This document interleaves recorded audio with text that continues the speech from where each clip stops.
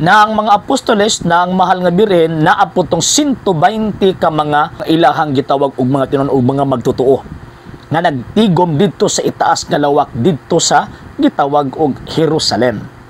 Kini nga passage sa Biblia di ni maangkon sa mga sulpot kay again ani nga panahon wala pa man mga sulpot aning panahon na.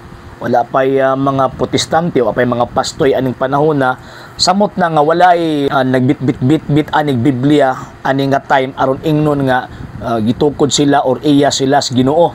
Yan. So karon kinsa maning maong gitawag og mga tawhana. Okay. Unsa man ang ilang pundok ini? So atong tan-awon ang kasaysayan. The New Book of Knowledge, Volume 16, page 287, Roman Catholic Church.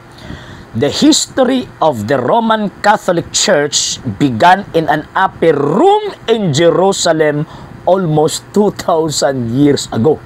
About 120 persons were gathered there. Coincide sa Biblia.